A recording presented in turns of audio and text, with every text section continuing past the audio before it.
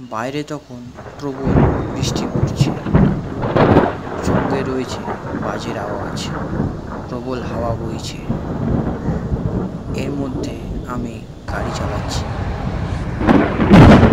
গাড়ি যেখান দিয়ে চালাচ্ছি তার এক পাশে খাদ, অন্য পাশে পাহাড়। যাব নবগ্রাম, বন্ধুর ছেলের জন্মদিনে। আমার বন্ধু অমল, তার ছেলে বান্টি। বান্টির 6 বছর বয়স।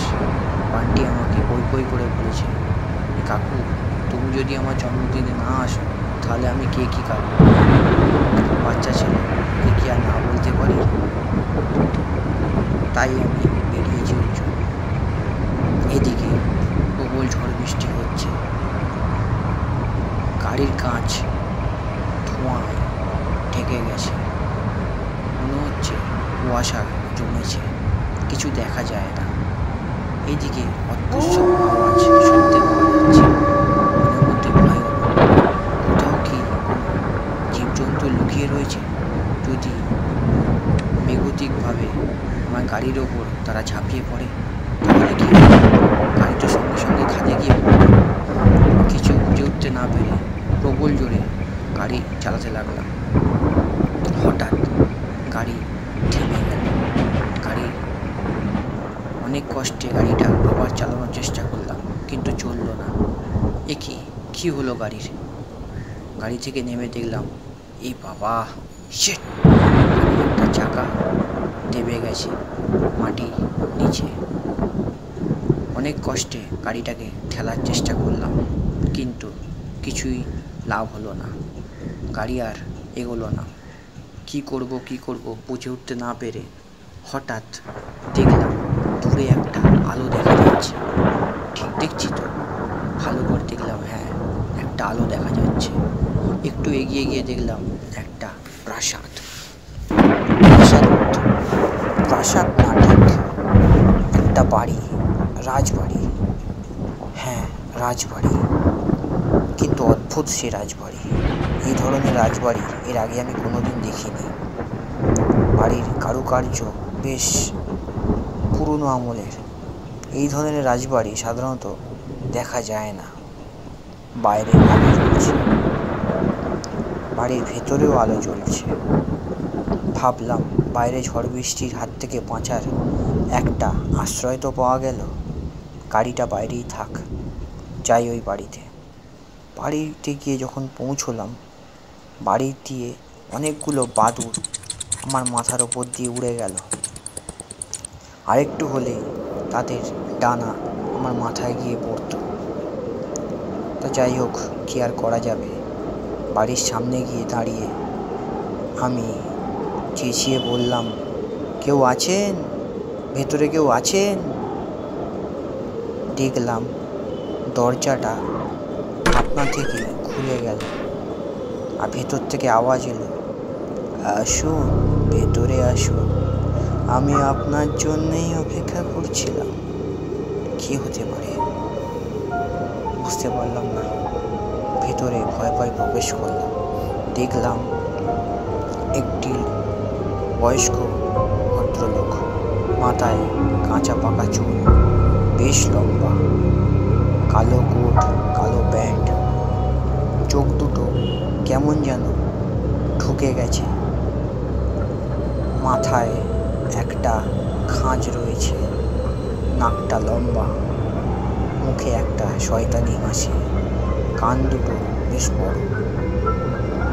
উনি আমায় বললেন, আসুন, বসুন।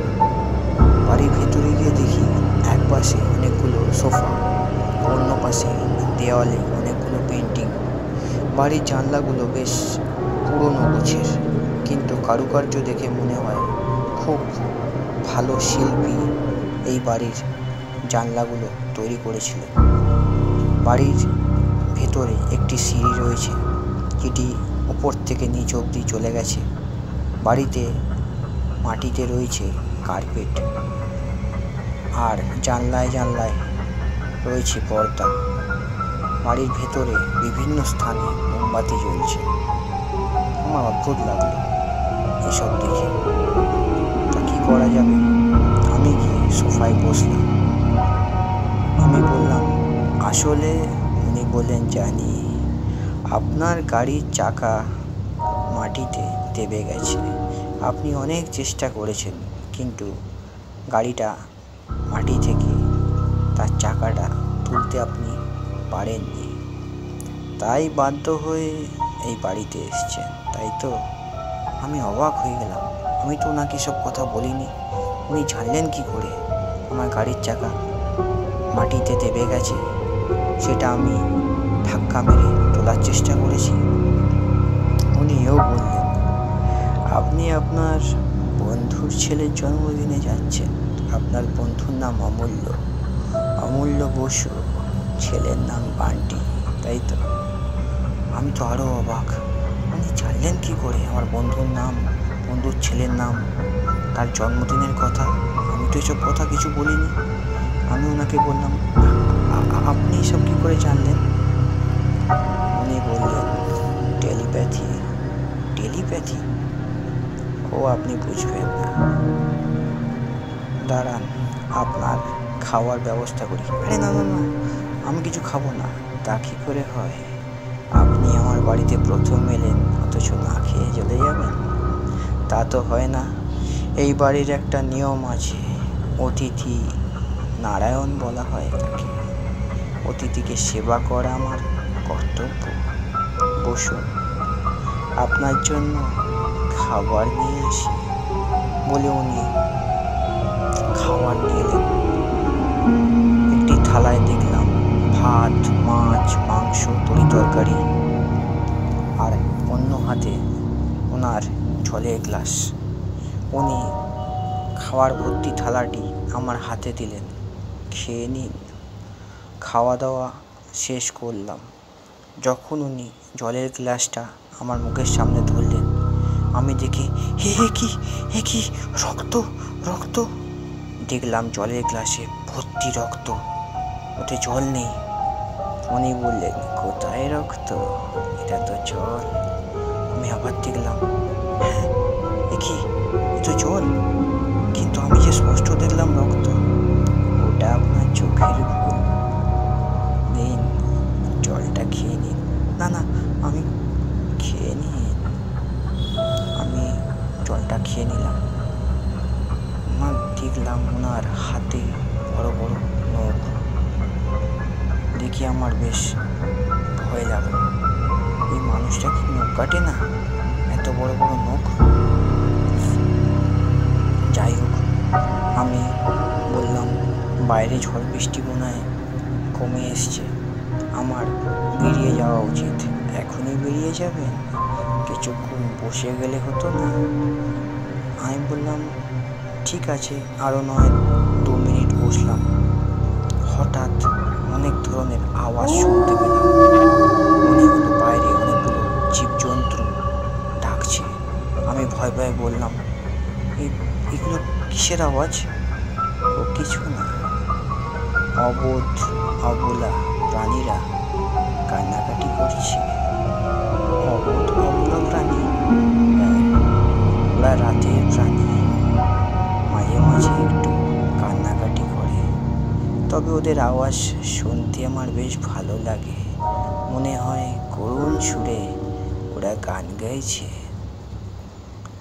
আমার ভদ্রলোকের কথাবার্তা ভারী অদ্ভুত লাগছে। কি বলছেন ঠিক বুঝতে পারছি না। বললাম যে, এবার কি আমি যেতে পারি? এখনই যাবেন? চলুন। আমি উঠে দাঁড়ানোর পর দেখলাম সামনে একটি আয়না রয়েছে, অথচ সেই আয়নায় আমার প্রতিবিম্ব দেখা গেলেও ওনারটা দেখা গেল না।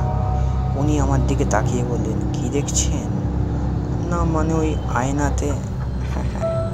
ওই আয়নাটা অনেক পুরনো, ওতে ভালো করে কিছু দেখা যায় না। চলুন, আমি আপনাকে এগিয়ে দিচ্ছি। আমি বললাম, না, আপনাকে কষ্ট করতে হবে না, আমি নিজেই যেতে পারবো। আপনি হলেন আমার বাড়ির অতিথি সেবা, পরম সেবা। চলুন। উনি আমাকে বাইরে নিয়ে গেলেন, কিন্তু যাবো কি করে? গাড়ির চাকা যে মাটিতে দেবে রয়েছে, কোথায় দেবে রয়েছে, ভালো করে দেখুন তো। দেখলাম এ কি, গাড়ির চাকার কিচ্ছু হয়নি, গাড়ি যেখানে ছিল ঠিক সেখানেই রয়েছে, একটাও চাকা মাটিতে দেবে নেই। স্টার্ট দিয়ে দেখুন গাড়ি চলছে কিনা। গাড়ি স্টার্ট দিয়ে দেখলাম হ্যাঁ, গাড়ি তো চলছে। দেখেছেন, আমি আগেই বলেছিলাম। কিন্তু তখন ছাড়, বন্ধুর বাড়ি যাবেন তো চলে যান, পথে আর কোনো বিপদ হবে না। আমি বললাম আপনি কি করে জানলেন? আমি সব জানি, আমাদের আবার দেখা হবে। আবার দেখা হবে কি করে, সেটা না হয় সময় বলে দেবে। আসছি বলে উনি চলে গেলেন। উনি যখন গেলেন, হঠাৎ দেখলাম চারিদিকে ধোঁয়া, কুয়াশা চারিদিকে ছড়িয়ে গেল। হঠাৎ কুয়াশার মাঝখানে একটা বাদুড় উড়তে উড়তে রাজপ্রাসাদের দিকে প্রবেশ করল। আমি ভয়ে আতঙ্কিত হয়ে চুপ করে দাঁড়িয়ে রইলাম। দেখলাম দৃশ্যটা, মনে মনে ভাবলাম তার সঙ্গে আমি এতক্ষণ কথা বললাম, সে কি মানুষ নাকি কোনো নিশাচর?